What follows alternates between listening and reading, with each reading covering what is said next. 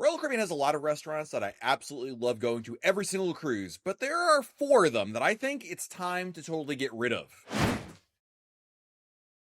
Hey everyone, it's Matt from RoyalCaribbeanBlog.com. If you're like me, you absolutely look forward to the food on a cruise. It's one of the top reasons people book any cruise, in fact. And so when you go on a ship and you have to choose between specialty and complimentary restaurants, there's always that consideration of which one is really worth your time, money, or both.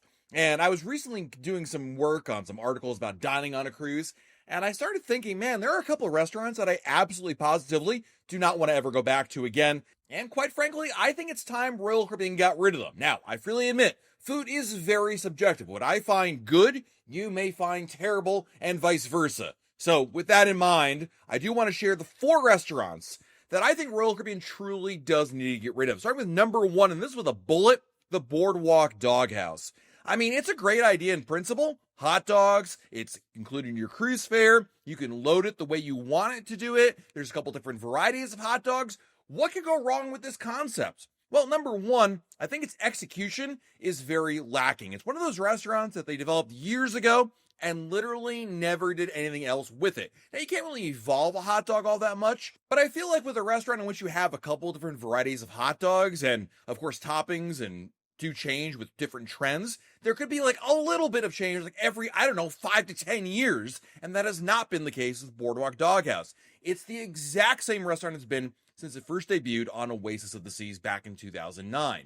The bigger issue with it is the food is just really not great. The buns are probably better used for baseball bats because they're quite frankly that hard. Then you have the fact that the mustard available, there's only one kind, and it's that like bright yellow mustard that if you ever get it on your fingers, takes about 3 days to get off of it. I mean, there's no spicy mustard, there's no deli mustard. It's an insult to all mustards, let's be honest with you.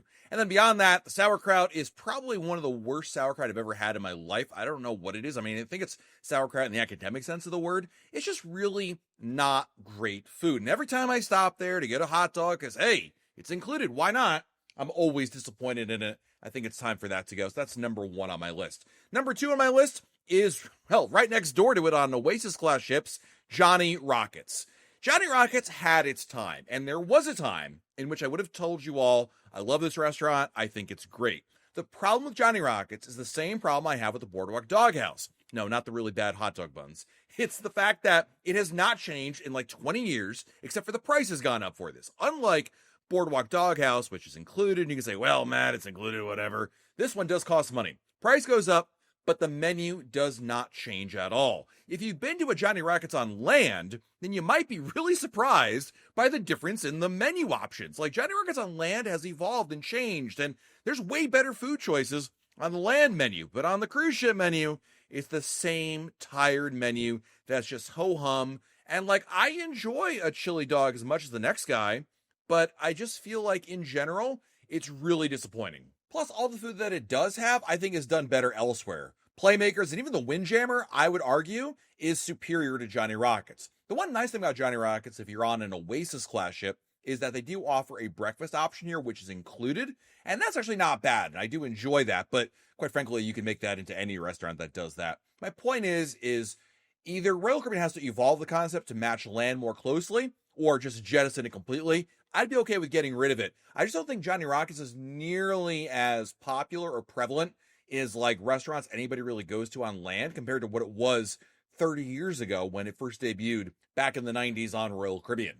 As you can see from this list so far, these are restaurants that really are old, tired concepts that really have not changed at all over the last few years. But new cruisers might be wondering, well, what do I care? I've never been to these restaurants before, Matt. Maybe I would enjoy them. You're just jaded. Well, maybe you're right about the jaded part. But I will say that I think in general, the quality just isn't there. This isn't like a restaurant like Chop's Grill, which has been around forever as well. But that restaurant has evolved and changed. And this is the reason why I'm going with this list. Let's keep it going with number three. And that is Samba Grill, which is, by the way, a restaurant I can't believe is still on Allure of the Seas. Samba Grill is a Brazilian steakhouse, and this should have been one of Royal Caribbean's best restaurants when it first debuted. It's only available on Radiance of the Seas and Allure of the Seas, and The thing is, it's one of those restaurant concepts that Royal Caribbean developed and then quickly abandoned. And usually that's the mark of death for any restaurant concept, where Royal Caribbean kind of abandons it, and then whenever the next ship refurbishment comes along, they get rid of it. But as I mentioned, on Allure of the Seas, they didn't. And so I'm going to put this on this list because it needs to go. The problem with Samba Grill is that they really, I think, ruin what the Brazilian steakhouse experience is supposed to be. It's not just a lot of great steaks that you can choose from that are brought to your table, but they're brought to your table in a manner of which that it's kind of like a buffet at your table. It's not to say this should be overwhelming, but I think most people that go to a Brazilian steakhouse usually are talking about, oh man, they had all this steak, they kept bringing it to us, and until we turned that green button into a red button, it was just constantly flowing, and there were so many things to choose from.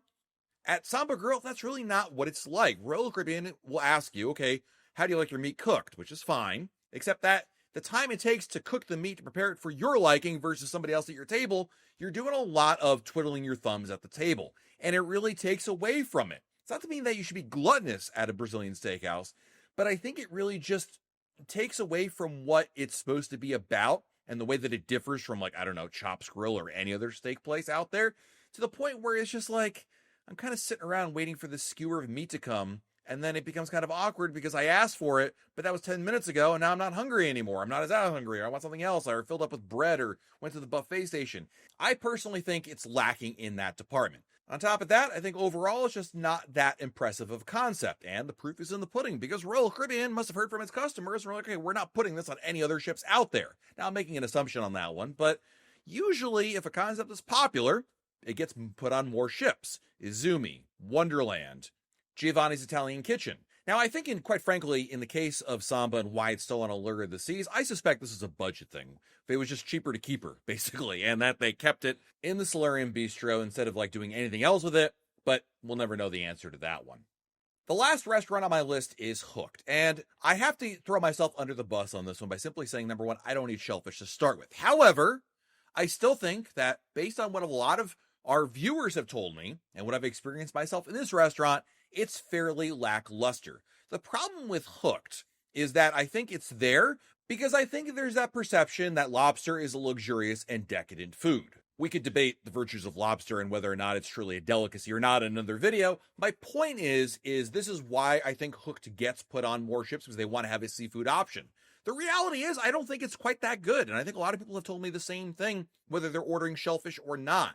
It's just one of those restaurants that most of the food options out there are just okay. Of course, it's a specialty restaurant, and so you have a cover charge to it, and it's not that cheap to begin with. I will say the one nice thing about Hooked is that pretty much you pay the cover charge and everything's included on the menu there, which is something you cannot say about a lot of other specialty restaurants these days that have surcharges on top of it.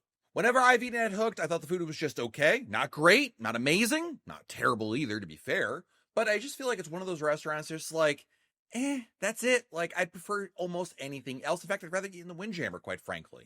I'll admit that Hooked is probably the one restaurant on my list that really goes back to what I said earlier in this video, that food is very subjective, and I am sure there's somebody lighting me up in the comments already, telling me that I'm completely wrong about Hooked. That's fine if you believe it that way. We can all agree to disagree on that. I just think this particular concept doesn't move the needle the way that other restaurants do that Royal Caribbean has rolled out, and also some well-established ones. Here's the truth about all these restaurants, because I'm going to be real with you. Even if I wanted and could go to headquarters and be like, we need to change this, Royal really doesn't change their restaurants all that often. The only time they truly change restaurants is when there's an amplification. And even with Allure of the Seas, we've seen they don't always go to town. Giovanni's is still the old Giovanni's, not Giovanni's Italian Kitchen.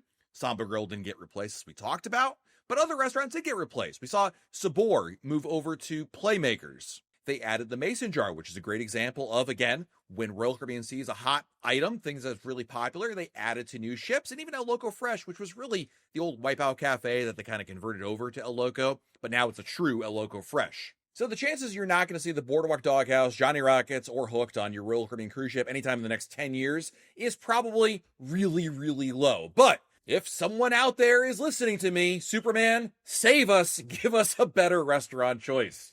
All right, there you go. There's my hot take on Royal Caribbean's restaurants. Let me know in the comments below which do you agree with, which do you disagree with, and what would be on your list of restaurants that you would love to see get axed off a cruise ship. Let me know in the comments below while you're below our video. Hit the like button, subscribe to our channel, and turn on notifications. That way, YouTube lets you know of a brand new video to share. This has been Matt from RoyalCaribbeanBlog.com. We'll talk again real soon.